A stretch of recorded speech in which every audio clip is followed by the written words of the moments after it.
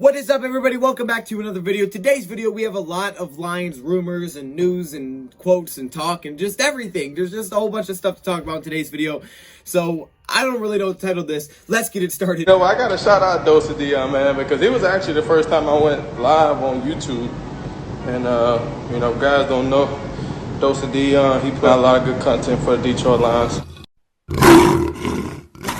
Welcome everybody to another video. Glad you guys are here. Yeah, we're here for a lot. We're here for a lot today. And none of these are like super long stories, but there's just a whole bunch of different things to talk about in today's video. A lot of different rumors, different news, all that kind of stuff. We're just going to jam it all into one here because I really didn't know how to separate all this. So we're just going to put it all into one and we're just going to go with it. All right, so let's just dive right into it. So the first thing that we have today to talk about is Matthew Stafford and Sean McVay coincidentally meeting up before the trade, I guess. So I guess they met up before the trade. They could have potentially broke the rules with that, but I saw someone say it. Hey, you can't take our first round picks if we don't have any. That is true. I could see it because apparently Sean McVay became fixated on Matthew Stafford, and he really made a big push to make sure that the Rams got this trade done. He wanted him, like he wanted it bad. So McVay got what he wanted. So congratulations, Sean McVay. I guess that's just a little short one there. Have you guys seen the edits of Matthew Stafford wearing the Rams jersey? It's like, oh, that looks cool, but it's also kind of sad. But I don't know. You guys go check it out. I don't know if he's going to be number 9. I saw that. He should be number 9. Yeah, Matthew Stafford and Sean McVay shared dinner in Mexico. I think it was Cabo or something. I don't know my places that well, but okay. I see you. They're sitting there, you know, drinking some, I don't know, apple cider, you know, chilling there, eating some tortillas. You know, is that what y'all doing? Y'all say by the beach, some tortillas? Okay. Here's what DeAndre Swift had to say about Matthew Stafford when he left. This is Matthew Stafford's intensity when he talked to him, how he's all about business. And then he also, just a little side note here, discussed Adrian Peterson, saying that he actually would want Adrian Peterson back because he pricked his brain during the season. He'd want him back. And one thing that he learned from Adrian Peterson is it's not enough to just practice. We're talking about practice, man.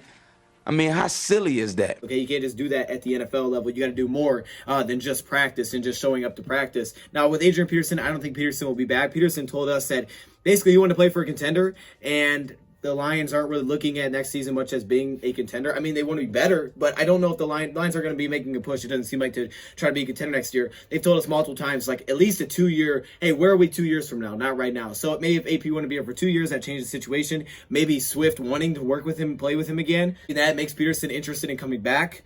Personally, I would like to see us get another big-time running back to pair with DeAndre Swift, and you keep carrying on as your third running back if you wanted to. Or that could be AP if you want, or you keep 4 running backs. I don't think you'll do that, but you could. I mean, it's been done before, right? We've kept 4 running backs before, so maybe. But that's kind of a little side note on Swift. Next thing we have to talk about here is that the Lions are expected to cut Desmond Trufant. Really isn't a big surprise, I don't think, to many of us. I mean, if the Lions could trade him, great, but he probably won't have much of a trade market at all. So, yeah, it's kind of expected that he's going to be one of the guys that's released. He'll save us over $6 million in cap space. A little bit of a dead cap, but he's only got 1 year left on his deal. He had to deal with injuries last year, and, you know, he's not the youngest guy. He didn't play super well either. You just kind of expect the Lions to release him now and try to save some money. Look, they're already $10 million over the cap. If it's going to be $175 million, which it's expected to be, the Lions are going to have to make some cuts. They're going to have to make some moves. They're going to have to save any money that they possibly can, and Desmond Trufant just makes sense to be one of those guys. It's expected that Desmond Trufant will probably be cut by the Lions, and I don't think this is a very big surprise for us. I mean, we'd still have Amani and Okuda and Justin Coleman all under contract. Now, Coleman's going to be the interesting one, if they keep Coleman or not. I think Coleman will stay. That was my prediction, but we'll see. Maybe not. Either way, though, the Lions need to save some money, and he's a good way to save some money because, like I said, he's only got 1 year left on his deal anyway, and yeah, I think Desmond Trufant will be cut. Now we're going to go over to the Dan Campbell side of things. Now, Dan Campbell, you know, he gives us all these quotes and some interesting things. You know, he gave us a kneecap. First off, let me give a thank you to everybody that's, you know, checked out the Dot Shop. I think we had six orders of the Dan Campbell kneecap soup shirts. What? Y'all 6 for real? Hey, I saw that and I was like, no way. I thought it was fake when I saw it. When I pulled that up, I'm like, did that thing really just say 6? 6. And we also sold 1 of the Dan the Man shirts. Thank you. I appreciate it. If y'all have pictures you want to send it to me on Instagram, as long as I remember to look at, or Twitter, you know, I'll check them out. I can throw them in videos as well. Like, hey, here's my shirt when you guys get it. But thank you. I didn't know y'all did that. I appreciate it. Dodge Shop. All right. Yeah. Okay. I don't know. Thank you. All right. So I forgot what I was talking about. Oh yeah, Dan Campbell. He's given us some nice quotes, and now he talks about Jarrad Davis again. So we talked about Jarrad Davis a while ago, and the way he was talking about JD made me feel like, yeah, I think JD's going to be back. I think the Lions are going to try to sign this guy. He won't be super expensive. He's still pretty young. We know he declined his fifth-year option under Patricia and Bob Quinn regime, but that doesn't mean this regime will do the same. And I think we could see some differences defensively, potentially more of a 4-3 scheme. And I could see Jarrad Davis be a part of that Detroit Lions after hearing what Dan Campbell said about him, and kind of how he flashed off some of the big hits that he makes, and basically he'll crack your chin open or something like that. Like he'll split your chin open. Like I was like, oh snap, okay. But he's very detailed, very descriptive, that's for sure. But then he said this recently on Jarrad Davis. Something about that guy, man. Just knowing about the ability and aggressiveness, he intrigues me. Pops off the tape. Can we help this guy? Can we make this guy a better player? That's like kind of summed up of what he said. There was more to it, but that's kind of what Dan Campbell said about Jarrad Davis. This guy pops off the screen to him and intrigues him. He wants to help this guy. Can we make him a better player? I think Jarrad Davis is going to be back. Now, the Lions did hire a linebacker coach, Mark DeLone, from the Chicago Bears. Mark DeLone also worked with Reggie Ragland, who is currently a Detroit Lion, and the Lions would have to re-sign him as well. Okay, there's a lot of questionable pieces like Christian Jones. It does depend on the kind of scheme they're looking to run here, because what happened with Ragland was kind of the opposite. So Ragland's there with Kansas City. He's working with DeLone. He's playing in 3-4. Things are going well, but then they switched to a 4-3, and he basically doesn't play anymore. Now, DeLone left after that, and he went to Chicago. The play style of Jarrad Davis is what Dan Campbell likes. Lucky for you, that's what I like.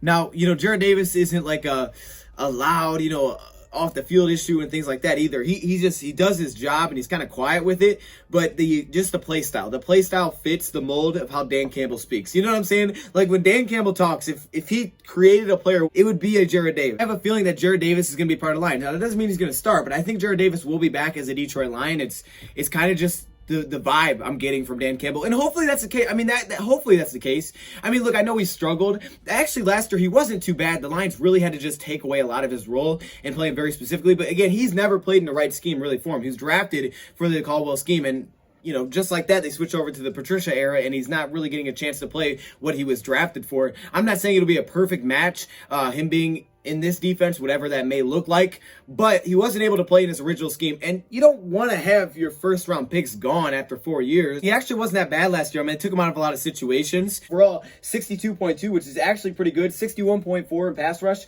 struggling the most against the run, which is kind of weird. I mean, sometimes you think the awareness is a little bit off, but he's fast. He does pop off the screen because he can make big plays, because he can fly around the field, and I feel like that's a big reason why he was drafted. He wasn't drafted for coverage, but the Lions really kind of took him out of those situations, and he played better last season. I don't exactly know how PFF does their grade system, because he allowed 15 out of 15 completions last year, but maybe it was just how he limited those completions, or I don't know, maybe he's just near the guy in coverage, because 72 coverage grade is really good for a linebacker, especially Jarrad Davis. So I'm not sure how that works, but either way, he wasn't that bad last year. And you guys remember the rumor that came out, I think it was last season, that the Steelers may have been interested in Jarrad Davis for a trade. Now, the Lions didn't do that trade, but that could have been potential interest. So there may be a little bit of market out there. I mean, he was in the wrong defense, and they know, like, okay, there's a reason why he was drafted as high as he was, because there's certain traits, certain things about his games that he could potentially help us, and maybe you get him in a different spot like Pittsburgh, which blitzes all the time. You get this guy just coming after the quarterback. Maybe it's a different story, and I could see Dan Campbell wanting to try that with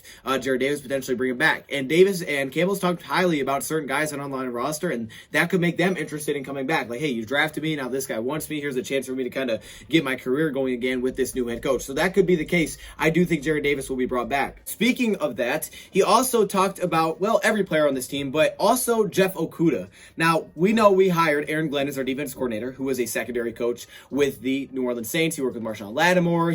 We have a video on him, okay? Worked with a lot of guys, and they really liked him there, and he was able to help some of those guys develop, especially like undrafted free agents.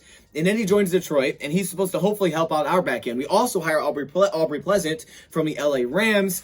He's done a good job with that secondary as well. So you're hoping that they'll be able to help out develop some of our young cornerbacks, your Amanis, your Jeff Okudas. Hopefully help Justin Coleman out if he's still here. Hopefully help these young guys. And even more specifically, the safety position for Aubrey Pleasant, where I feel like he's had a lot of success. I mean, Tracy Walker, Will Harris, you want these guys to improve and develop. Jeff Okuda's going in the second year, and he didn't even get a full year under his belt. I know he struggled. He had a couple flashes, but the guy can tackle. I'll give him that. But Jeff Okuda struggled. But here's what Dan Campbell said about Okuda. I would say this about Okuda. No different than a lot of guys on this roster. They lack confidence. He said he talked to his staff and he told him this. Step one is to instill confidence as quickly as possible into these players. He says basically the tape doesn't lie. He said these guys look like they're playing slow and they look timid. Okay. Now, look, confidence is the biggest thing. I 100% buy in. That is the biggest thing in sports. And it's the biggest thing in really everything in life is simply confidence, just having confidence. It's like 90% of the battle, man. If you're confident, you're going to be way better at anything that you do than being unconfident there or inconfident. I don't know which is the right word for that one. But he's 100% right. Now, I like how he brings up playing slow because that's something that if you guys remember last season, that was brought up when Matt Patricia was here. Remember when Matt Patricia said they're going to take things out of the defense to try to play faster? That could also be something that he's kind of mentioning here as well. That, okay, look, they look like they're playing slow. And that's facts because I think what happens is when you're not confident in something, you play slow because you think too much. Think about what's going to happen when you make a mistake. The result, instead of just making the play happen, instead of just doing it, okay? Thinking is an issue. That's why Patricia was trying to speed up because he felt like they were playing slow. So it's an issue. And that is confidence. And he thought, okay, maybe we got to take things out of this defense. Maybe this is too much we're trying to do right now. And that could have been the case. But getting confidence back in your guys, getting confidence is the most important thing, hands down, no question about it. When you're thinking about what can go wrong, when you're too worried about what the effects of the result are going to be, you're going to make mistakes, you're not going to play well, and you're going to be out of position, you're going to be slow. When you react and just play to play, and you're confident that those guys believe in you, even if you make a mistake, because guess what? Mistakes are going to happen, but they don't care. They know, they believe in you that you're going to bounce back. Is mayonnaise an instrument? No, Patrick, mayonnaise is not an instrument. Mission failed. We'll get them next time. You'll believe in yourself that you're going to bounce back. Look, you're drafted number 3 overall as a cornerback, okay? That's a rare situation to be in. If you're the 3rd cornerback of the draft, there's usually a reason you were drafted that high. I know there's different takes on certain things of his game, but the broad spectrum is he's a really talented player, all right? The numbers will tell you that. The film in college will tell you this is an extremely talented player. And this goes with a lot of other guys, like guys we barely got to see, like Julian Okwara last season. But really everybody on this entire defense, the entire roster, to be fair with you, that's when he brings it up. I would say more specifically defensively. But Okuda specifically, I mean, look, you were drafted that high for a reason. You had the talent, you had the skills. You're just thinking too much. You just got to go play. And if you just play, now we get to see those skills on full display. When you're not worried about what can go wrong, when you're not worried about the consequences, when you're not worried because you think that, oh, hey, you know, they don't believe in me if I make a mistake, then you have issues. Personally, I've heard a lot of people say, well, you'll build confidence if you just keep practicing over and over because you won't think about it. It'll just be, you know, a natural reaction. And while, yes, practicing will help, practicing the right way, that is, will help. But that's not completely all the way there. You get that muscle memory, you're going to do things without thinking of it. That is true. But there's also the factor of having that staff believe in you. It's different than, hey, look, I'm going to go play outside. I'm going to go play football with my friends. There's no staff there. There's no one that's, you know, oh, they don't believe in me. There's none of that. It's just I'm playing. So then it is just all about, hey, practice, right? But when you get into a game situation, you have the staff, you have these guys that are, you know, working with you every single day. If you don't think they have confidence in you to go out there and make the plays, you're going to have no confidence. I mean, there's two sides to it. There's practice, but there's also the side of having that staff believe in you. And I think that also goes to the players' coaches that the Lions have brought in. That could be a very big factor because they were in your shoes. They know exactly what you're feeling. All right. Sports players lose confidence all the time, and that's the worst thing because once you lose that, you got an issue. Now you got to try to get it back. And how is Dan Campbell to get it back? Well, I think the coaching staff is going to play a very big part. Being former players, that's where being a former player, I think, has the biggest impact. Sure, practicing, but really having those guys, you know, talk to them, get to know them. That's going to bring their confidence back. You made a mistake. Okay, cool. You got it. Get the next one. You know, that kind of thing. And that's where it comes back to, again, where Campbell said, hey, look, every player is different. Every player responds differently. Some players, they might make a mistake, and to get their confidence back, they might say, hey, go run or something. They might get it back, like, okay, I'm not going to do that again. It won't happen. Some players like, hey, you made that mistake. All right, let's go out there and make a play. You're good. You clap them up. That might get them back in and be, oh, hey, okay, we're good. I'm fine. Go make the play next time. There's too many good players in this league. You're going to make mistakes. You're going to get beat. You're going to fall. You're going to get a flag. You're going to get hold. You're going to get mossed. It's all going to happen, especially at the cornerback position. But confidence is key. If you lack confidence as a cornerback or a quarterback, you brought up those two positions, either one of those two, then that's tough, man. You got to be thick-skinned. Like talking about Okuda, you got to be willing to get your butt beat a couple of times, but then you have to snap back because the game is on the line. You are going to have to make a play. But I don't care how talented you are, and you know this. If you lack confidence that the people around you who are making decisions and setting up the defensive calls and saying this is what you are going to do, and I don't care how thick-skinned you are, if you feel like people don't believe in you, you are going to lose confidence. Dang, I try to give you all some energy. But he's absolutely right, man. Jared Goff stated this. I know we're kind of bouncing around here, but just listen to how similar this is. Jared Goff said this: as the quarterback, as the guy that's arguably the most important position on the field, if you are in a place that you are not wanted and they want to move on from you, the feeling's mutual. You don't want to be in the wrong place. It became increasingly clear to me that was the case. Jared Goff continued with this. This city has shaped the man I've become, and I will forever be grateful for the Roanoke family, my coaches, support staff, and most importantly, my teammates for competing and fighting with me every Sunday. I made memories with everyone, you in the locker room, that I will cherish for the rest of my life. With that said, I couldn't be more excited for this next chapter, and I'm ready to attack this opportunity that lies ahead. Detroit, here I come. Also says this. You start to feel, I don't want to say relief is a word, but you start to feel happy, grateful, ready for a new opportunity. That's the biggest feeling that I was overcome with that night, and even in the days following.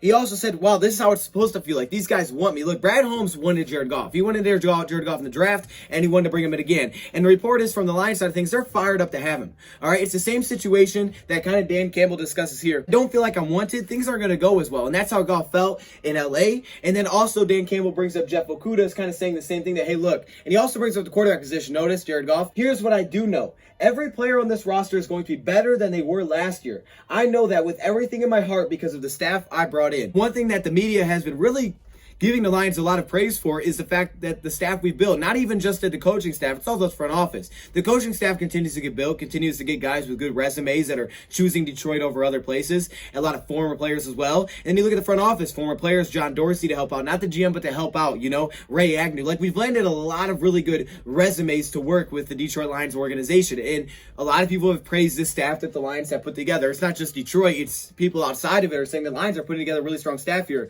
And you can see Dan Campbell even recognize that with stating that every player on this roster is going to be better than they were last year, just like that. He says every player on this roster is going to be better than last year, and that's kind of what we've talked about. Is look, I know what that team was last year, but that doesn't mean these same players, whatever we saw last year, is going to be who they are next year. All right, things can change in the NFL. These players that maybe we thought, oh, they're struggling or they're not going to fit here, all of a sudden with better coaching, they could look much better. I think it can be very overlooked how important coaching is, especially in professional sports, because, oh yeah, hey, they're professionals, they're adults, they'll be fine, but it's so important to have good coaching. At every level, you need to have a good coach. You need to have a guy that can get the best out of you, which is my favorite thing that Dan Campbell said, is he knows how to get the best out of players, adjust to each player's personality, because people do respond differently. Sometimes you need to kick in the butt. Sometimes you need, to put your arm around the player. Whatever it may be, everybody responds differently. You got to figure that out. You can't be the same with everybody because every person is different. And that's facts. Okay? It's getting to know the person. All right? It's relating to the person and then getting the best out of that person. If you can do that, if you get the best out of a player, who knows? And I think it's no coincidence that a lot of times everybody can lack confidence in the NFL. You see it with everybody, but a lot of times with these young guys especially because, they're new to the league. They're still finding their footing. They're still trying to find their home. Something like Dan Campbell, right? Look at Stafford. Okay, Stafford's 30-plus years old. He's an adult. He's got kids. He's fine. But it's like, you got a 20-year-old that's coming out of the draft. He just got this big paycheck, right? He's for the first time this gets his big paycheck in college, but it's kind of like that guy that helps them grow and mature over time. I mean, that's the guys that are around all the time. So if you're not comfortable with basically your family, when they say it's your family there, the coaching and the staff is like your family. And if you're not comfortable with your family, who you're around all the time, obviously you're going to lack confidence. So I think it's deeper than just X's and O's. It's also being the family too, especially the young players. Were we really getting the best out of our players last year? Were they just bad players? Probably not. Everybody in the NFL is talented. But you notice how certain players in certain places are better than others. Some of that has to do with scheme. Also, some of that is coaching. And that's kind of the hope as a Lions fan is that, hey, hopefully that becomes true with Dan Campbell, that these players that we had last year or whenever, they are better with this new coaching that the Detroit Lions have. I wasn't afraid to hold back that he said when he was hiring his staff, he was looking for top-notch coaches, but also top-notch people. Now, that sounds like coaches speak. Oh, of course. But then he comes out with this and says, look, I promised myself I was not going to hire average coaches, even if it was my friend, even if it was a friend or someone that I felt like deserved the job because they were great people. I wasn't going to hire average coaches because then that makes us average. So he said, look, I had to tell myself, if they're not great coaches, then even if they're great people, I'm not going to hire them. So everybody that he hires, at least from what he said, he believes are great coaches as well. So, look. I don't know.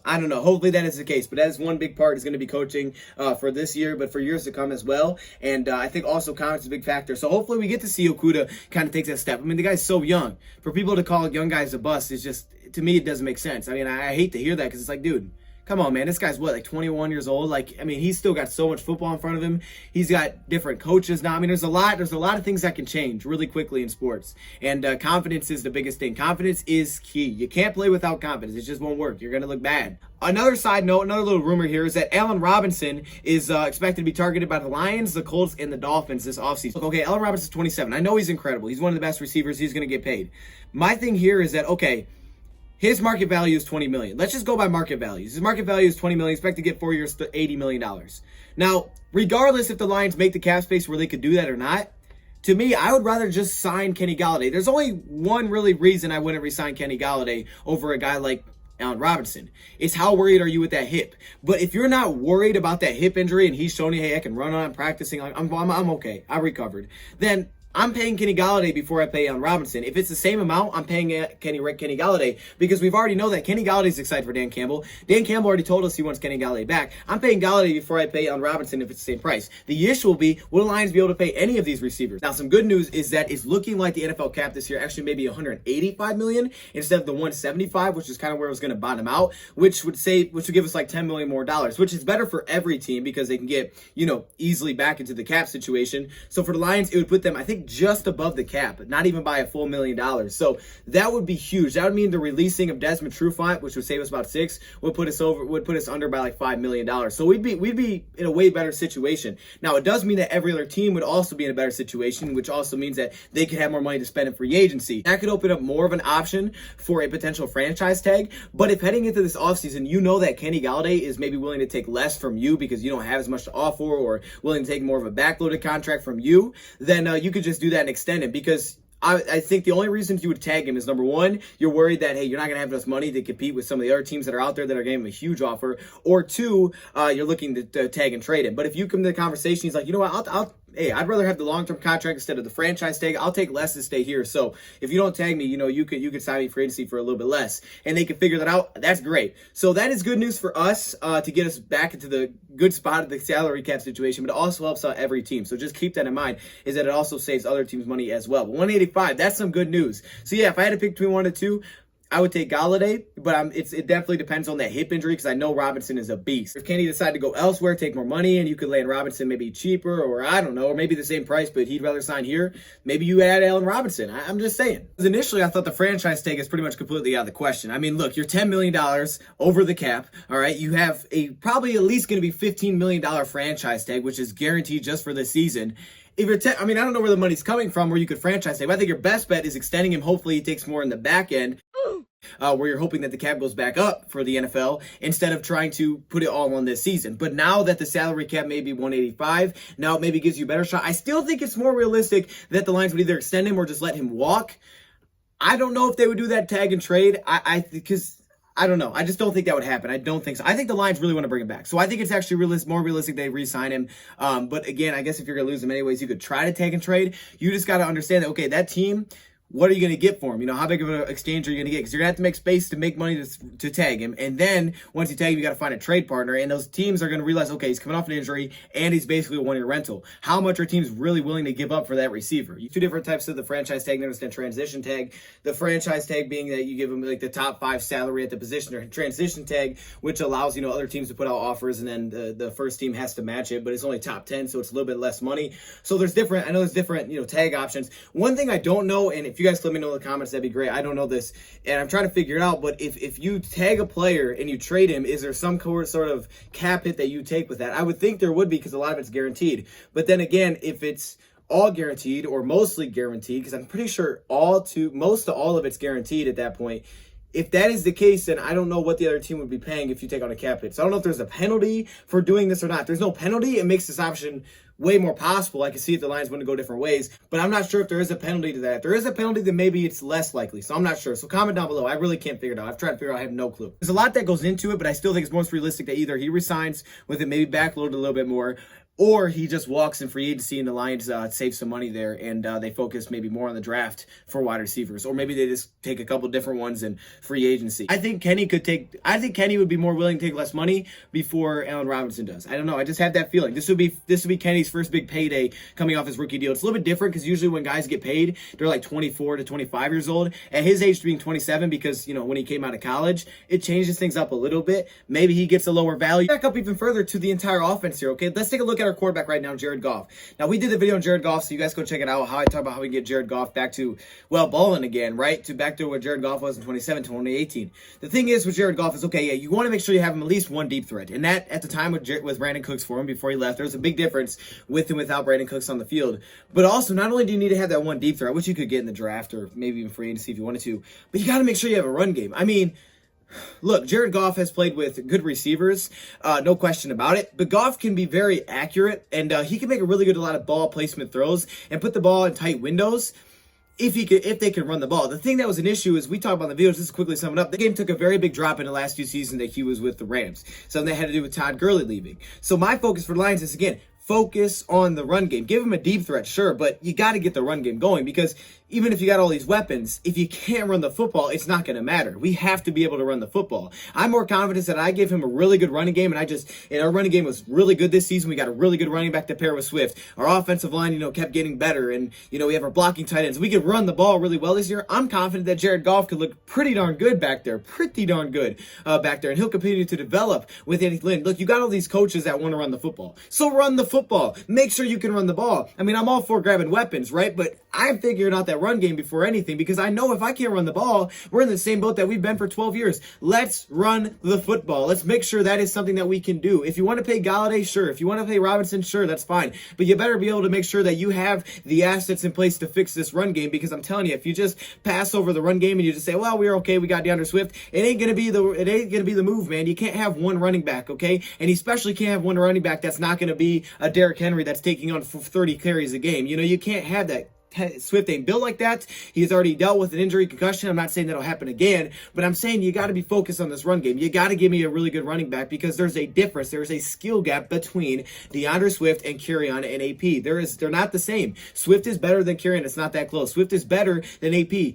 Probably because of an age thing. But you got to find me a number two. Swift makes this offensive line look really good. Wow, hey, we run the ball really well. We look like the top rushing offensive line. But our running backs can't run behind it. We're terrible at rushing the football. You got to give me another running back. I'm not talking, hey, 6th round pickup. No, I'm talking a legit running back. All right, I'm talking, if you think the offensive line needs work, give me the offensive line help. Fix this running game.